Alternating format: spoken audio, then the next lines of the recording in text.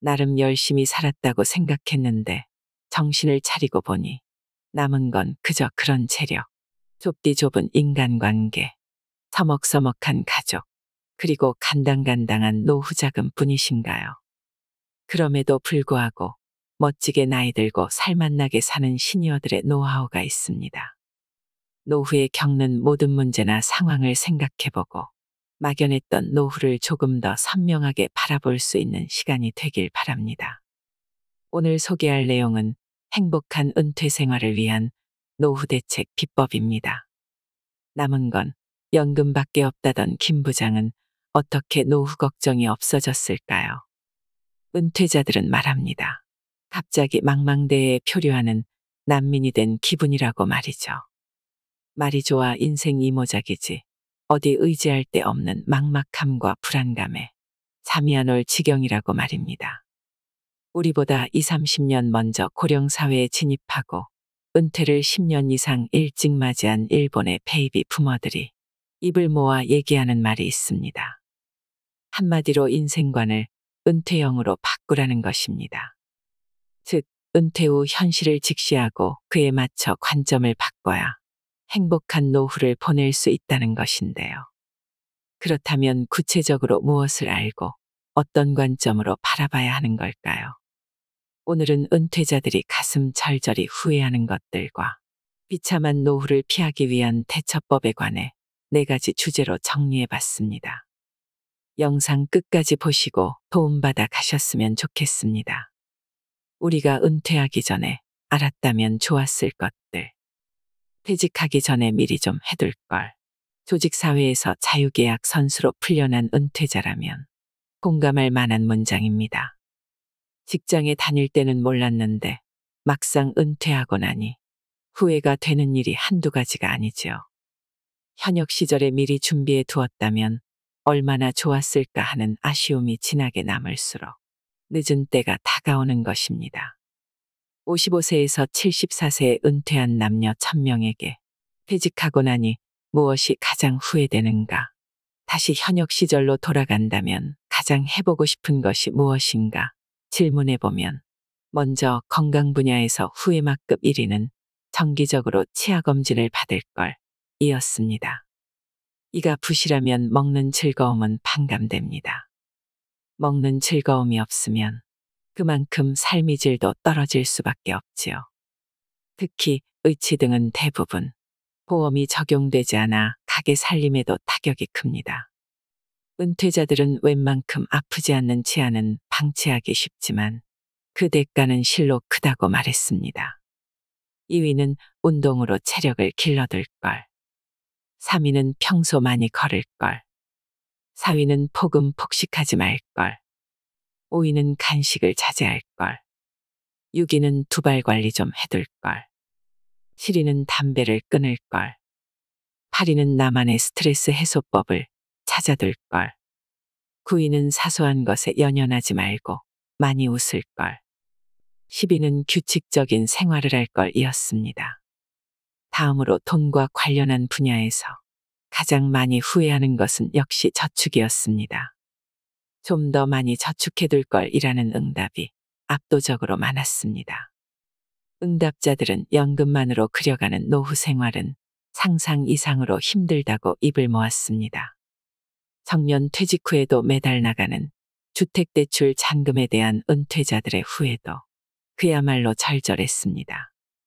넉넉지 않은 살림의 대출 잔금 부담은 가히 치명적일 정도라는 것이지요. 자녀 교육비 지출에 대한 후회도 만만치 않았는데 자녀를 향한 재정 지원은 그 한계를 분명히 해둬야 한다고 은퇴 선배들은 당부했습니다. 돈과 생활 분야 후회 막급 톱10. 1위는 저축을 좀 더 많이 해둘 걸. 2위는 다양한 분야를 공부해 볼 걸. 3위는 가고 싶은 곳에 자주 여행할 걸. 4위는 연금 생활에 맞게 생활 규모를 줄여둘 걸. 5위는 퇴직 후에도 활용할 수 있는 자격증을 따둘 걸. 6위는 다양한 분야의 일, 직업에 도전해 볼 걸. 7위는 개인 연금에 가입해 둘 걸. 8위는 건강할 때 주변에 불필요한 물건들을 정리해 둘 걸. 부인은 요리 등 집안일을 좀 더 배워둘 걸. 12는 퇴직 후 영어 생활을 위한 여유 자금을 마련해둘 걸이었습니다. 여가 생활 관련해서는 상당수가 평생 즐길 수 있는 취미를 가질 걸, 여행을 많이 할 걸이라는 후회를 꼽았는데요. 취미생활이나 여행 등으로 충분히 여가를 즐기지 못한 데에 대한 아쉬움이 진하게 묻어났습니다. 공부에 대한 미련도 의외로 많았고 평생 일에만 얽매여 가족과 친구 등 인간관계에 소홀했던 점을 많이 후회한다는 것을 알 수 있었습니다. 일과 인간관계 분야 후회 막급 톱10. 1위는 평생 즐길 수 있는 취미를 찾아둘 걸. 2위는 부모님과 자주 만나 얘기를 나눌 걸. 3위는 친구를 많이 사귀어둘 걸. 4위는 자녀와 많이 대화할 걸. 5위는 결혼에 대해 좀 더 신중히 결정할 걸. 6위는 지역 사람들과 자주 만나 교류해둘 걸. 7위는 회사 외에 매일 찾아갈 만한 곳을 만들어둘 걸. 8위는 부부간에 자주 대화할 걸. 9위는 일은 적당히 하고 좀 더 많이 놀 걸. 10위는 뜨거운 연애를 해볼 걸이었는데요. 이 리스트를 보면서 미처 생각지 못한 부분에 놀란 사람들이 꽤 있을 것입니다. 은퇴자들이 후회하는 것들을 잘 체크해보면 무엇을 노후 준비의 초석으로 삼아야 하는지 명확히 보이기 시작할 것입니다. 노후를 위협하는 6가지의 적을 제거하라. 노후 자금을 충분히 마련했다고 해도 행복한 노후를 위협하는 적이 예상치 못한 순간에 등장할 수 있습니다. 은퇴자들의 노후 생활을 힘들게 할 수 있는 잠재 위험 요소 6가지가 있는데요. 대부분의 사람들이 노후에 맞닥뜨릴 수 있는 것들이라 생각합니다. 이 잠재 위험 요소를 노후를 위협하는 6대 적이라 이름 붙여 정리해 보았습니다. 6대 위험 요인. 첫째는 연금의 감소입니다. 둘째는 주택 거래 불가능. 셋째는 의료비 증가. 넷째는 간병 비용 증가. 다섯째는 정년 연장 및 재취업. 여섯째는 무직자녀 케어입니다. 줄어드는 연금. 우리나라는 국민연금 고갈이나 감소에 대한 우려가 끊임없이 불거지고 있습니다. 앞으로 연금이 제대로 나올지 낙관할 수만은 없는 상황입니다. 연금을 더 걷어 현상 유지시키는 방법도 있지만 안아야 할 부담 증가보다 연금액 수령의 감소 쪽을 선택할 수도 있습니다. 특히 자영업자와 직장인의 연금 수령액 차이는 앞으로 더 벌어질 것이고 이는 세대 간 차이가 아니라 세대 내 차이도 커질 것이라는 의미이기도 합니다. 그 결과 자영업자의 연금 생활은 더 힘들어질 가능성이 높습니다. 이에 대한 대책은 없는 걸까요? 사실상 절약하거나 저축을 늘리거나 이도저도 할 수 없다면 계속 일하는 수밖에 없습니다. 대기업에서 근속한 사람이라면 어떻게든 퇴직금으로 일을 메우는 것이 가능하지만 중소기업 퇴직자 같은 경우는 결국 개인연금이나 노후저축으로 대비할 수밖에 없는 것이 현실입니다. 팔리지 않는 집. 노후에 돈 없으면 집 팔아 마련하면 된다는 말은 일본의 경우 이미 옛 이야기가 된 지 오래입니다. 우리나라도 일본처럼 가게 될 것이라는 전문가들의 이야기가 많은데요. 요즘 노인대국, 일본의 골머리를 썩이는 문제 가운데 하나가 늘어나는 빈집입니다. 일본 전체 가구 수에서 빈집이 차지하는 비율이 전국 평균 13%를 넘어섰습니다. 대략 780만 채가 사람이 살지 않는 폐가라는 것입니다. 물론 빈집이 도시보다 농촌에 몰려있긴 하지만 도쿄 도심의 빈집 문제도 그냥 지나칠 수 없는 상황까지 와버렸습니다. 현재 일본 정부는 빈집 관리나 해체를 하는 기관에 지원금까지 주며 문제 해결을 위해 애쓰고 있는 실정입니다. 빈집 문제는 일본에서 부동산이 노후 자금으로 대체되는 시절이 끝났음을 방증합니다. 이런 상황에서 주택의 자산 가치는 계속해서 하락할 수밖에 없다고 부동산 전문가들은 확신하고 있습니다. 초고령화 사회 진입을 목전에 둔 한국 사회의 부동산 전망도 긴 안목에서 따져봐야 합니다. 증가하는 간병 비용.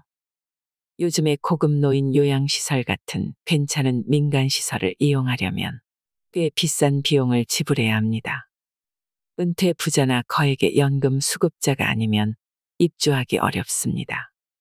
지방자치단체 등이 운영하는 공적 요양시설도 만만치 않은 실정이기 때문에 우리는 결국 간병 문제 해결을 병원이나 시설 간병에서 재택 간병 쪽으로 가게 될 확률이 높습니다.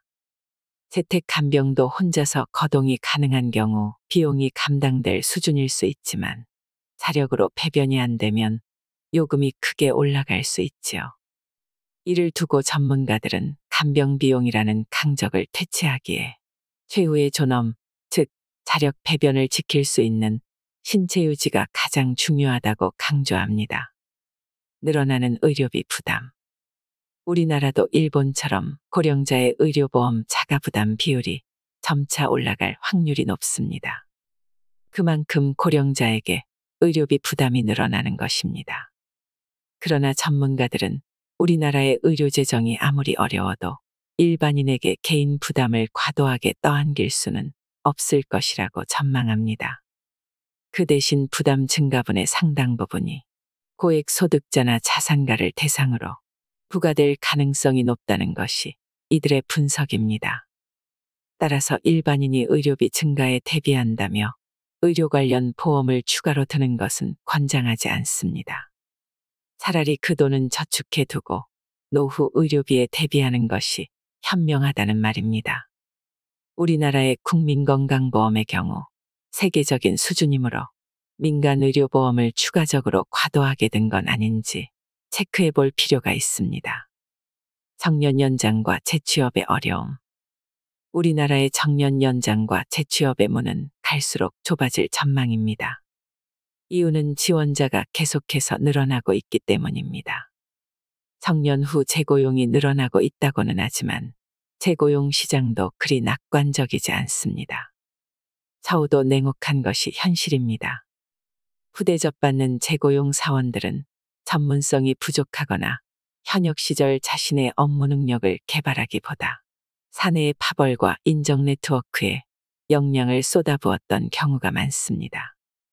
이에 반해 업무 전문성을 가진 능력 있는 고령 사원은 비교적 높은 대접을 받을 수 있다고 하는데요.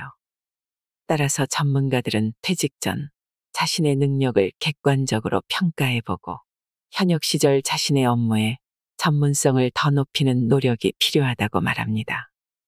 또 재취업을 하고자 할 때는 본인이 하고 싶은 것보다 할 수 있는 것에 초점을 맞추는 게 현명합니다. 무직 자녀의 등장. 우리나라에서 부모에게 생계를 기대는 나이든 무직 자녀들이 많이 생기고 있습니다. 캥거루족이라고 하는데요. 자녀가 노후의 새로운 위험 요소로 주목받고 있습니다. 일을 하지 않고 취업에 대한 의지도 없는 청년 무직자가 증가하고 있습니다. 아르바이트로 생계를 이어가는 젊은 사람들도 많지요. 노후에 우리는 무직자녀 리스크를 낮추어야 합니다. 또한 무직자녀를 둔 은퇴 예비군들은 자녀와의 생존 계획을 세워야 합니다. 이를 위해서는 노후 자산 감소가 불가피합니다. 나이든 무직자녀들을 둔 은퇴 부모들의 노후 설계는 대대적인 수정이 필요하다는 이야기입니다. 20여 년간 교육비를 들여 성장시켰음에도 불구하고 그 자녀가 장년이 될 때까지 계속 뒷바라지 해야 하는 씁쓸한 현실이 너무도 안타깝습니다. 혼자 사는 힘이 삶의 질을 좌우한다. 노후의 공포는 돈에서만 오는 게 아닙니다. 나이 들어 혼자가 되는 것을 불안해하는 사람이 많은데요. 몸도 마음도 쇠약해졌는데 주위에 아무도 없다는 건 상상만 해도 두렵고 우울해지는 일입니다. 하지만 나홀로 노후에 대한 불안감은 잘만 대비하면 해소할 수 있습니다. 아니, 오히려 즐거움으로 바뀔 수도 있는데요.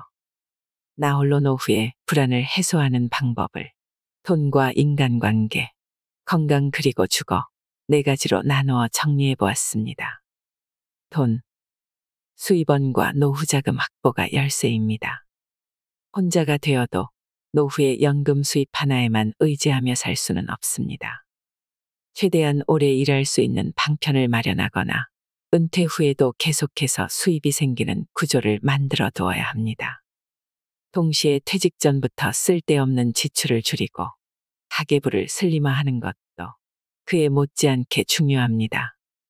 그러기 위해서는 첫째, 혼자 사는데 필요한 자금을 산출해야 합니다.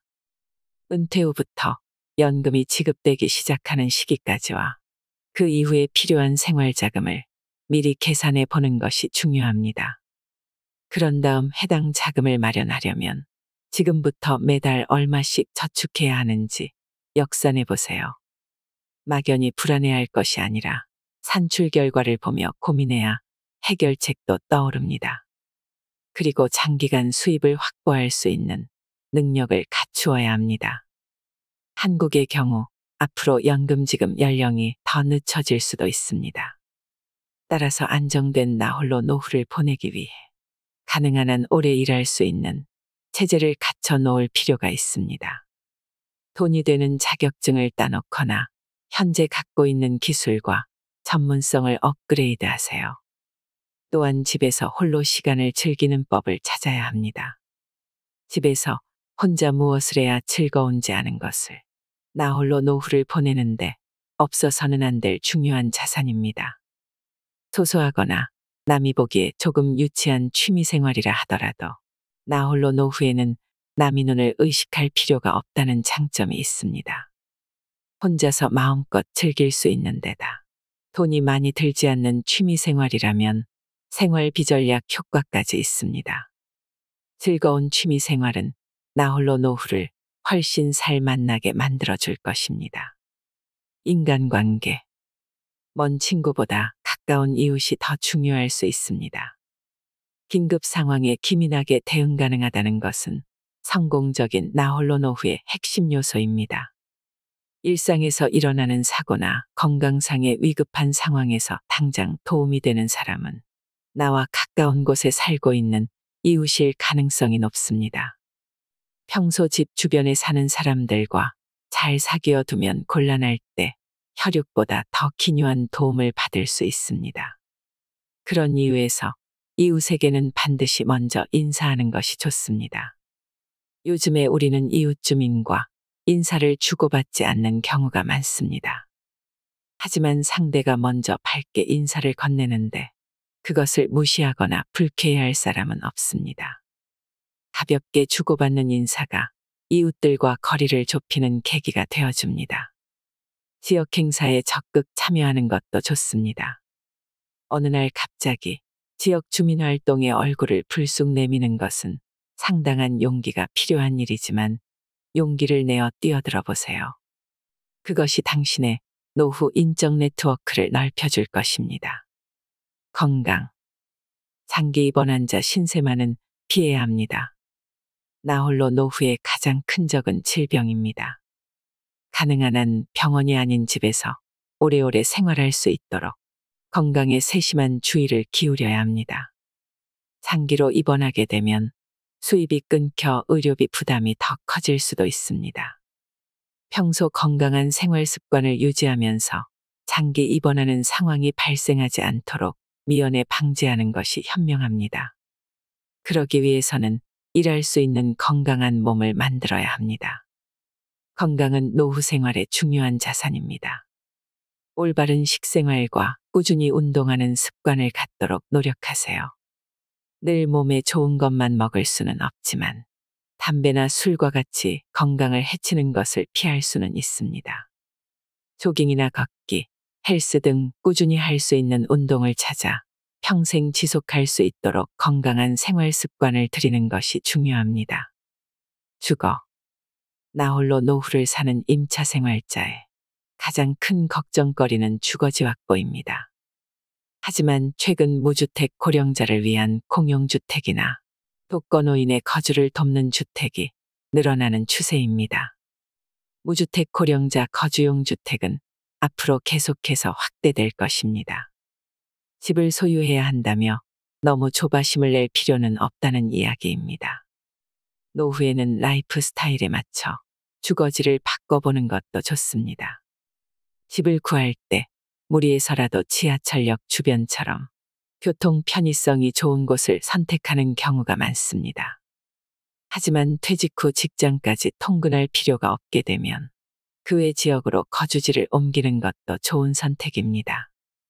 퇴직 직후에 할 수 있는 일이나 내 생활에 맞춰 주거 계획을 미리 세워둘 필요가 있습니다. 60대에 반드시 이것을 해둬야 후회하지 않는다. 은퇴 후 새로운 인생이 시작되는 60대. 인생 2막을 앞둔 사람들은 어떤 자세가 필요할까요? 60대는 기존에 살아온 방식에서 벗어나 자신만의 삶의 방식을 정립하고 생물학적인 노화를 받아들여야 하는 그야말로 대격변의 시기입니다. 이 시기를 어떤 마음가짐으로 임하느냐가 행복한 노후를 결정짓는 것이나 다름없습니다. 오늘은 60대에 꼭 해두어야 할 일 17가지를 소개해 드리겠습니다. 이것을 이정표로 삼아 노후 대비를 하는 건 어떨까 하는데요. 첫째, 20대에 하고 싶었던 것을 실천에 옮기세요. 60대가 되면 지금까지의 인생을 한번 되돌아볼 기회를 가질 필요가 있습니다. 그 중에서도 젊었을 때 품었던 꿈을 다시 되새겨 보는 것이 중요합니다. 그 꿈이 인생 2막을 풍요롭게 하는 원천이 될 수 있기 때문입니다. 이제 와서 뭘 다시 할 수 있겠어라고 생각하는 사람과 이번에야말로 하고 싶었던 것을 시작해 보자라고 생각하는 사람의 인생은 다를 수밖에 없습니다. 둘째, 친구 관계를 재정립하세요. 은퇴 직후에는 지금까지의 친구 관계를 재정립하는 것도 중요합니다. 60대 이후의 삶에 친구는 중요한 요소입니다. 그동안 연락불통이었던 친구가 있다면 용기를 내서 먼저 손을 내밀어 보세요.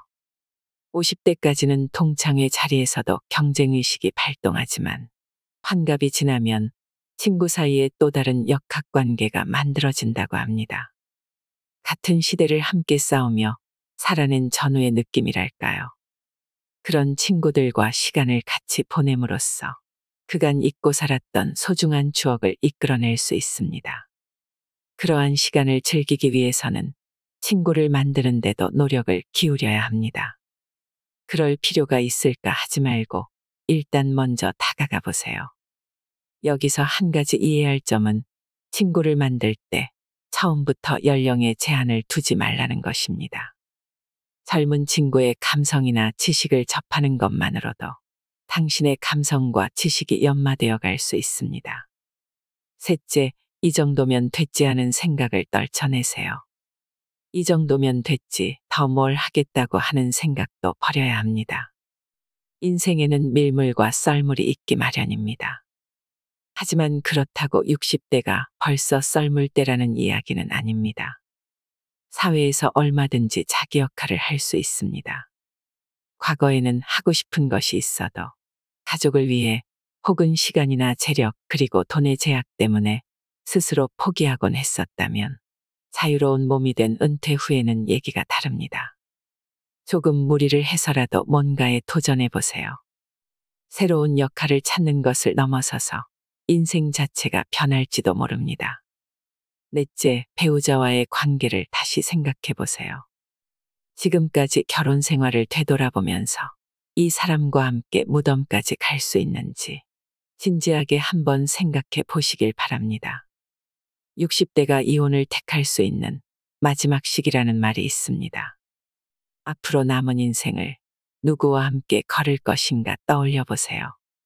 결혼의 의미를 다시 생각하면서 배우자와 앞으로의 관계에 대해 진지하게 대화하는 기회를 가져볼 필요가 있습니다. 다섯째, 과거에 얽매이지 마세요. 행복한 노후를 바란다면 과거에 사로잡혀서는 안 됩니다. 특히 은퇴 후에도 여전히 과거에 일했던 회사의 명함을 들고 다니는 사람들이 있는데 이것은 결코 바람직하지 않은 행동입니다. 제2의 인생은 사회적 지위가 아니라 인물의 됨됨이로 평가받습니다. 60대를 기점으로 자신의 인간성을 가다듬는 노력을 해보시길 바랍니다. 여섯째, 돈 때문에 너무 고민하지 마세요. 60대가 가장 고민하는 것 중 하나는 정기적인 수입이 없어지는 것입니다. 연금만이 유일한 수입원일 경우에는 당연히 돈 걱정이 많을 수밖에 없습니다. 그러나 이처럼 돈 걱정을 하기 시작하면 마음의 평정도 잃게 됩니다. 그런데 돈이 없으면 정말 삶이 힘들어질까요? 그건 또 한 번 생각해 볼 문제입니다. 돈이 없어도 기관을 비롯한 주변의 도움을 받아가며 살 수도 있습니다. 돈에 대한 생각을 조금만 바꿔도 돈 걱정이 꼬리에 꼬리를 무는 돈의 저주에서 풀려날 수 있습니다. 한 발 더 나아가 은퇴 후에도 새로운 돈의 흐름을 창출하는 것도 가능합니다.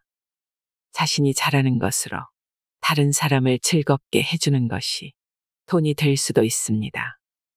이런 것이 무슨 돈이 되겠어? 라는 생각은 버리시길 바랍니다. 당신이 일하며 살아온 30여 년이란 인생의 역사가 있기 때문입니다. 육아기술, 전문 지식, 생활경험, 외국어 능력 등 은퇴자들의 역량은 생각보다 매우 훌륭합니다. 그것을 어떻게 돈으로 전환시킬 수 있을지 생각해보는 적극적인 사고방식이 필요합니다. 일곱째, 나만의 취미를 가져야 합니다. 취미를 갖는 것도 행복한 노후를 영위하는 데 중요한 부분입니다. 이제까지 남들 눈치 때문에 하지 못했던 취미가 있다면 그걸 이제 해보는 것입니다. 재미나는 것을 찾아서 적극적으로 일을 벌여보세요. 그 일이 어떤 것이든 당신의 인생을 분명 두근거리게 해줄 것입니다. 이때 명심할 점은 일반적이고 보편적인 상식에 얽매이지 말고 창피하더라도 일단 시도해보는 것입니다. 여덟째, 젊은 친구를 사귀어 보세요. 젊은 친구를 사귀기 위해서는 우선 스타일부터 바꿀 필요가 있습니다. 과감하게 20, 30대 젊은이들의 감각을 배우고 경험해보는 것도 나쁘지 않습니다. 또 자신은 젊은이들과 수다를 떨 수 있는 사람인지 그렇지 못한 사람인지 자문해 보는 것도 필요합니다. 젊은 사람들이 기피하는 노인들은 내 말이 항상 맞다고 자신의 경험을 들이대며 주장하는 고집스러운 부류입니다.